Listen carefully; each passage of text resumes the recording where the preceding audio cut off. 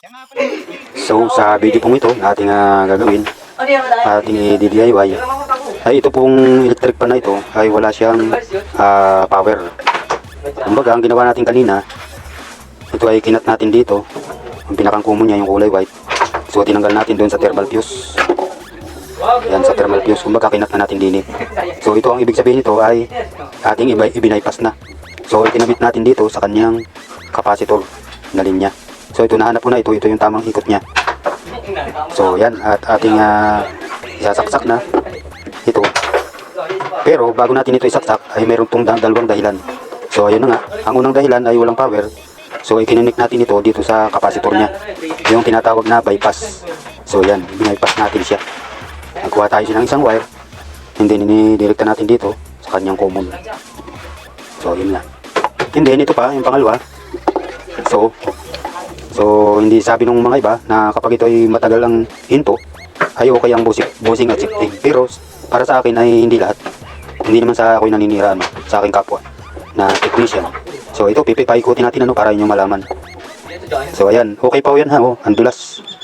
Ibig sabihin mabilis ang kanyang ikot at ang tagal huminto.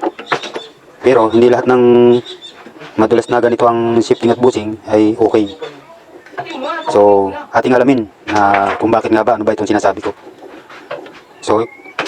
So ang mangyayari po dito ay minsan kahit ito ay okay at ganyan mga dulas nga, ay may isa pang dahilan, kumbaga pangatlong dahilan. Ito po, kapag ito isinaksak natin, ay ito ay haakabin nitong busing at shifting kung ito ay maluwag na yung pinakang busing at shifting niya. Kasi ganun ang kalimitan minsan na nangyayari din sa akin na mga nare-repair. Pero hindi naman sa kalimitan, kumbaga medyo madalang naman katulad nito ngayon. So yan, at sasaksak natin at para inyo malaman kung ano ba yung ibig ko nga sabihin. So ito ating isasaksak na. Pero number 1 ko na po siya. So saksak natin, din saksak natin para inyo malaman na kung ano ba yung aking ibig sabihin sa pinapaliwanag ko ito.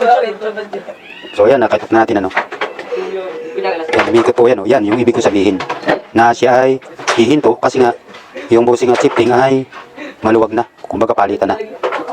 Yan humihinto na po siya. So yun yung paliwanag ko kanina na itong busing at shifting kasi nga maluwag na siya, kumbaga hahakabi na nung pinakang busing niya kasi yung busing niya ay kumbaga maluwag na. So ulitin natin. So yan umikot nga pero umistak. So yun ang tatlong dahilan ng ganitong electric pan. So yun lamang po, sana po may natutunan kayo sa aking DIY na ito na aking pinaliwanag.